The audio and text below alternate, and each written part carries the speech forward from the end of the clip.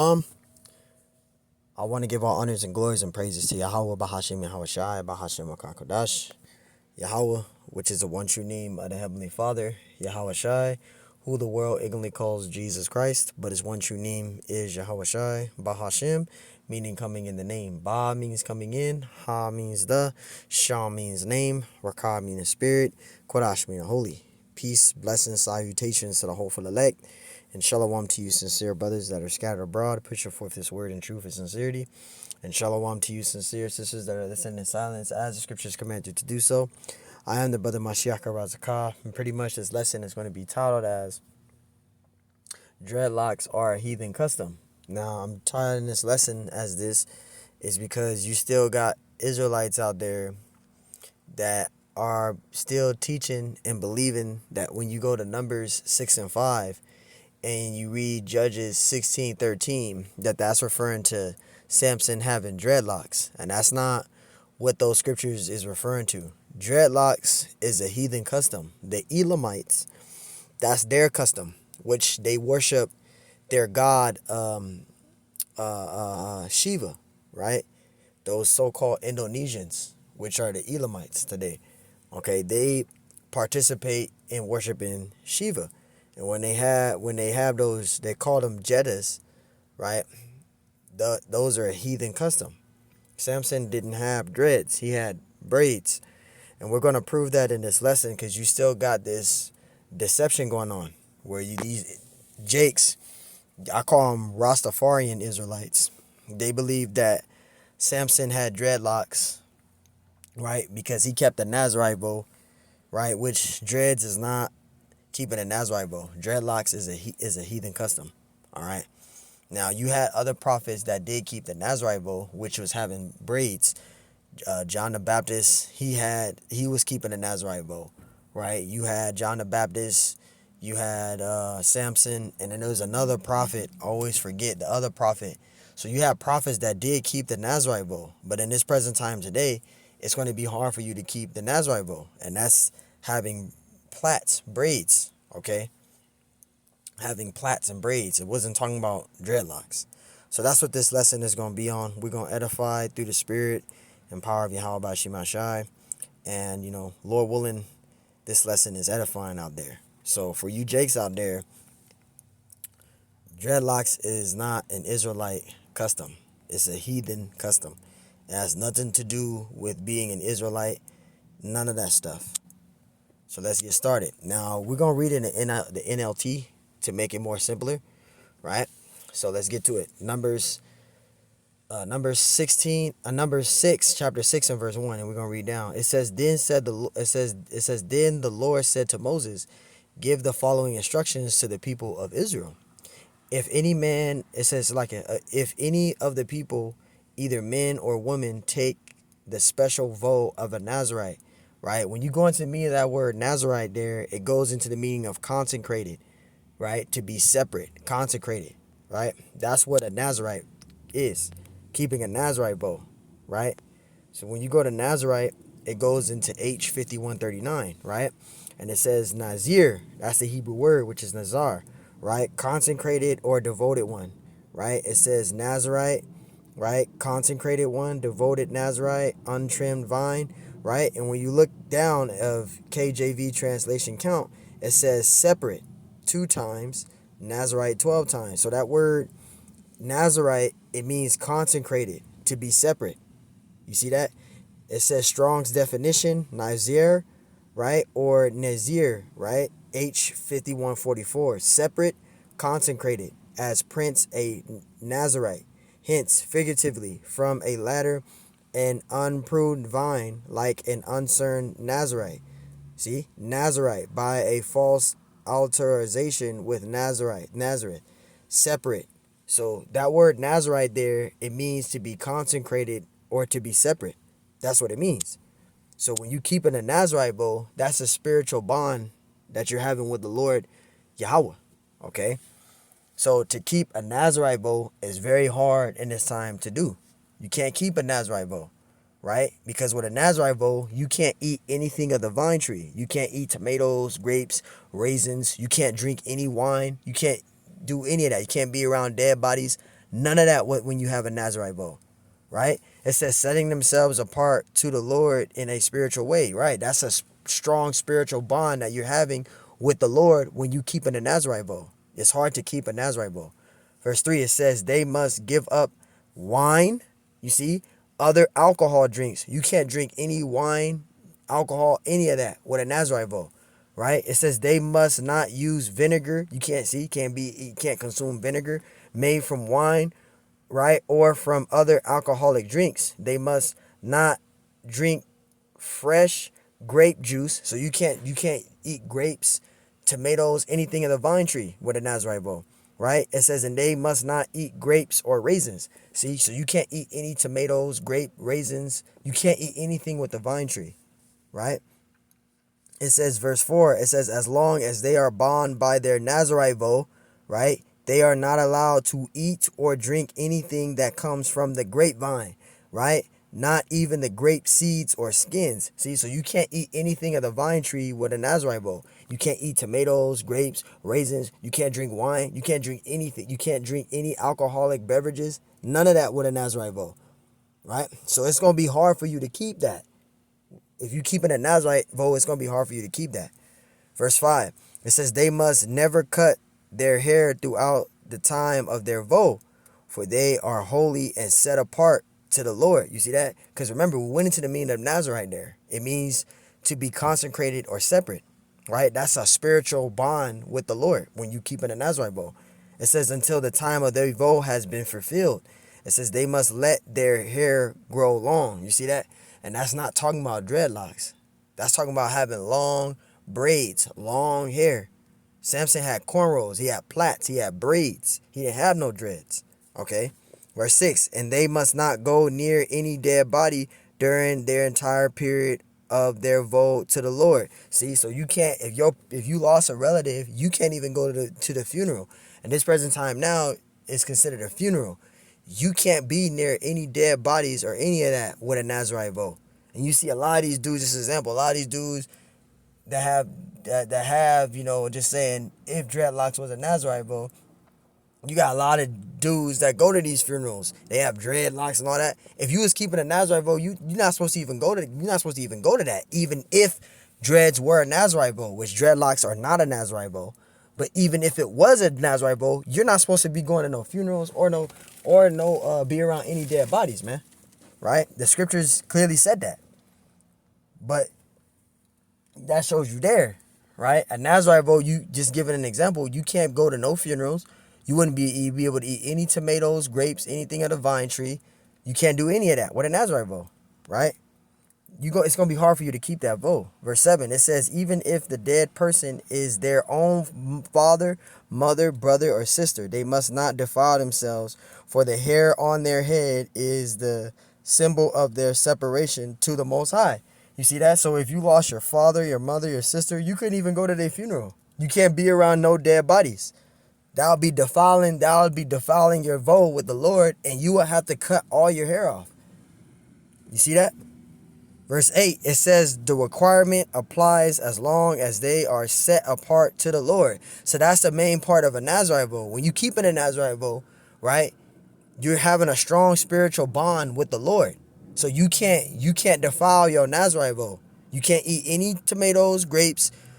You can't eat anything of the vine tree, or you can't drink any wine or alcohol beverages. See, so my question is to you, if you jakes out there that's supposed to be keeping the Nazarite vow, how are you able to keep the Passover? Because you have to drink wine.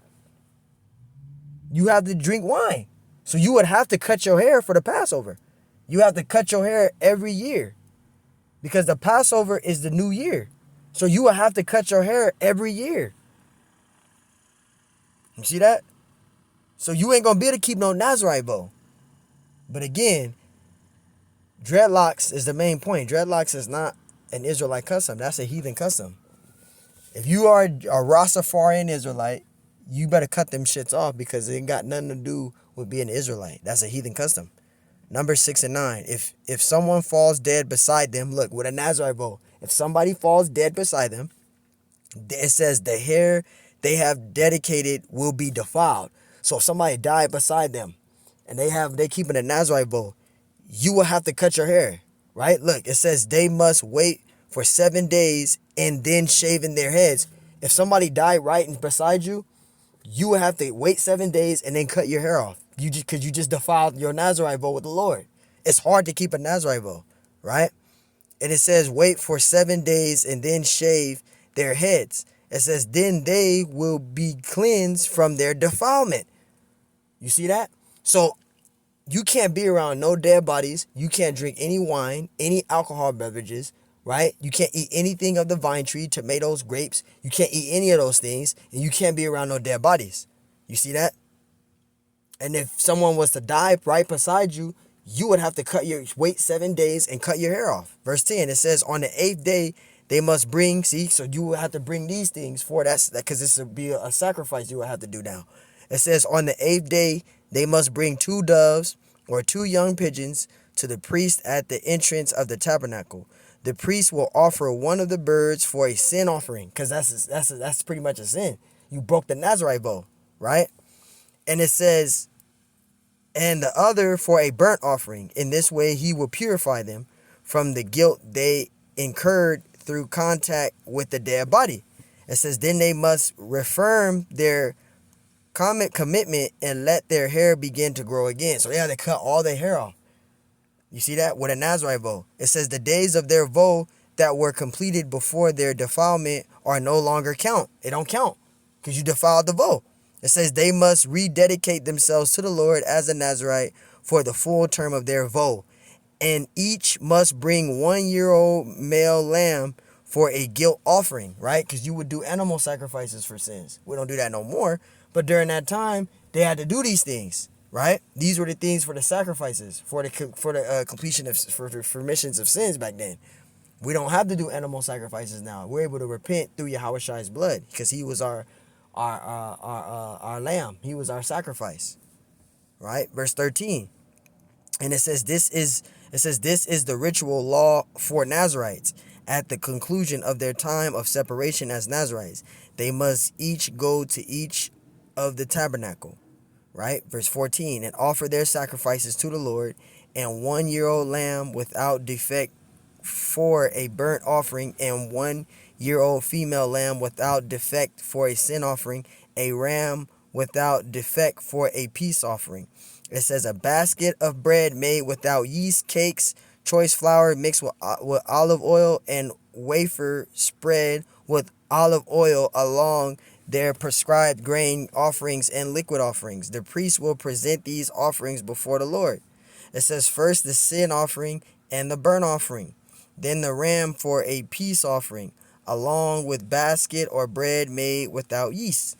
The priest must also present the praised grain. Salakia. This is Numbers. I started at number 16 because I forgot where I last read. Numbers 6 and 16. It says the priest will present these offerings before the Lord. First the sin offering and the burnt offering. Verse 17. Then the ram for a peace offering along with the basket of bread made without yeast. The priest must also present the prescribed grain of offering and liquid offering to the Lord.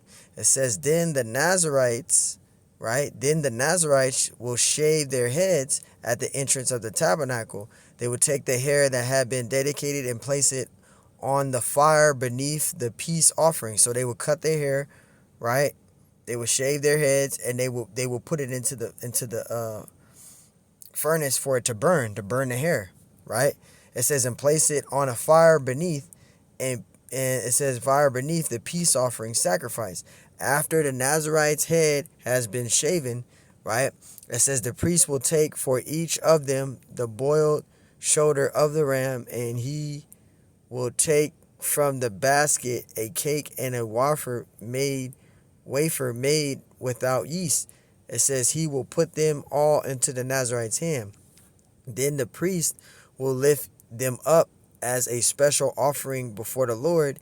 It says these are holy portions for the priest, along with the breast of the special offering and the thigh of the sacred offering that are lifted up before the Lord. After this ceremony, the Nazarites may again drink wine. And you see that? Drink wine. Because their hair is cut. So they can drink wine now. It says it right there. You see that? It says, live up before the Lord. After this ceremony, the Nazarites may drink again. It says the Nazarites may again drink wine because their hair is cut. Because they start a whole new vow, right? Verse 21, it says, this is the ritual law of the Nazarites. You see that? Who vow to bring these offerings to the Lord. They may also bring additional offerings if they can afford it, right? And they must be careful to do whatever they vowed when they set themselves apart as Nazarites. So that's the Nazarite vow. See, you see all those instructions and regulations that we had and codified laws that we had to follow just in that Nazarite vow. It's hard to keep a Nazarite vow. Let's go to Judges. Judges 16, right? And verse 13. So now you guys should understand what a Nazarite vow is and what's the importance of the reason of a Nazarite vow. It ain't got nothing to do with having Rastafarian dreads. That shit is a heathen custom. The Elamites do that.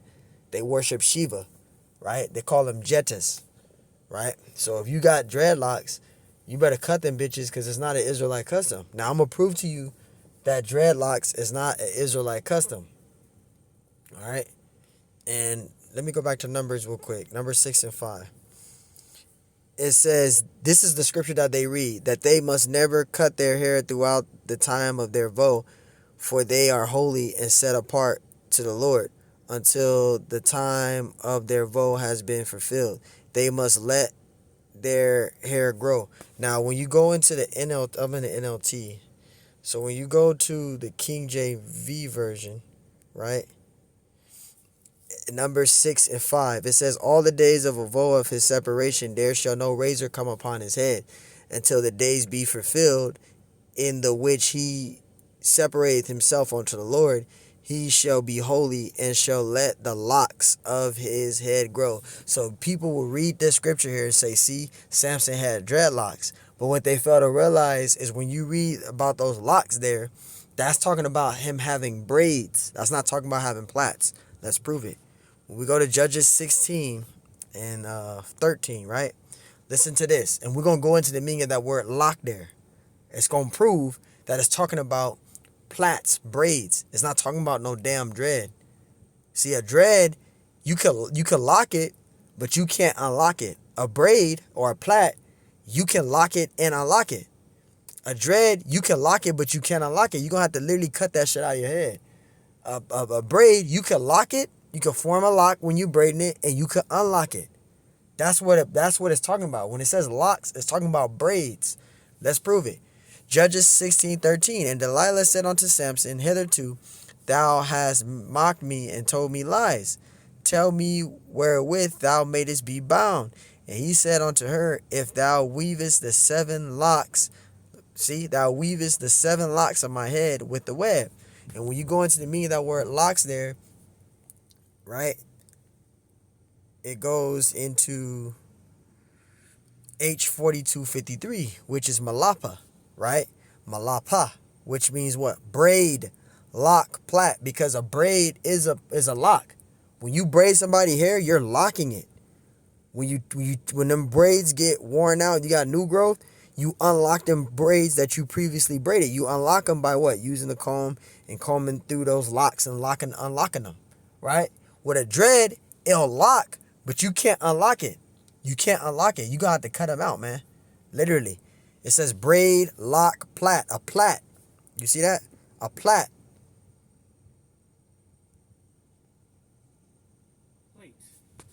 Right? A plait. You see that? A single length of hair or other flexible material made up of 3 or more interlaced strands, a braid. And when you look at braids,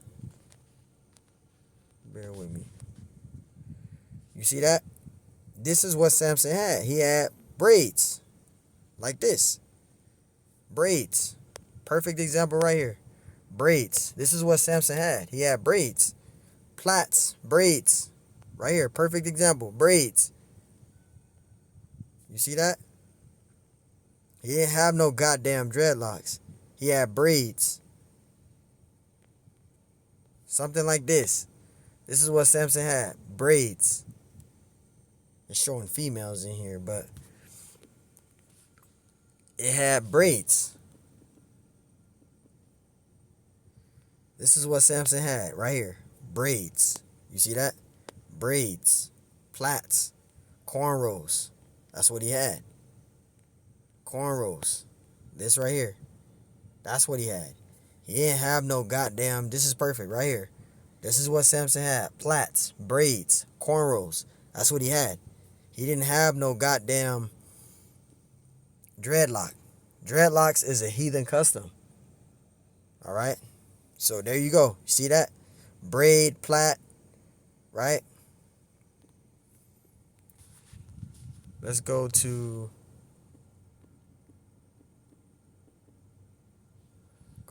entomology. Plait, right? Let's get it.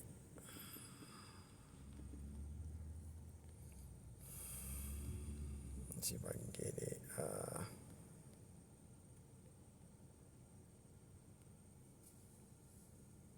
You see that? Entomology of plait. You see that? It says to fold something, gather in pleats, double in narrow strips, also to braid or weave. You see that? So Samson had plaits, braids. He didn't have no damn dreadlocks. Okay, that dreadlock shit, that goes back to the Elamites, Hinduism, Shiva. That's where dreads come from. That's where it originates from. It is not an Israelite custom. There's a video on it. I just shared that. Brothers didn't put that video up. I'm not putting that video up today. You should be edified with these scriptures. And if you're a Jake, a Rastafarian Israelite, to believe that dreads or Nazarite vote and all that, go ahead. But you're going to be destroyed by the Lord. Because we told you that dreads is a heathen custom. It's not an Israelite custom. You want to keep that long-ass, dirty-ass hair that's filled with dirt. It's compacted. When you have dreads, you have to literally sit under a dryer for about 7-8 hours. If your hair don't dry all the way, it gets mold. When you wash it, you can wash your hair a gang of times with dreads, and that shit, dirt just keeps coming out. Dreadlocks is the most dirtiest hairstyle in the world. You can use the damn baking soda, the apple cider vinegar, the sea salt. I already know about all that because I used to have dreads before I came into the truth. I grew it for like 2 years. It is not an Israelite custom, man. It's a heathen custom. All right? It's hard to manage. Trust me, you can wash your hair a gang of times. Dirt still comes out. And if you don't dry your hair all the way with that shit, it begins to get mold and etc. With plaits or braids, your hair won't do all that. You won't do all that. Right? With braids, you can just take that shit out. And then once you take that shit out, man, you can wash your hair, and that's that with a braid. A dread, you fucking wash your hair, that shit is sitting wet for a long time, man. Alright, it's sitting wet, mold, etc. It's not an Israelite custom, man. So, hey, I'm not going to ramble with this. Lord willing, you was edifying, man. On to the next one. Shalom.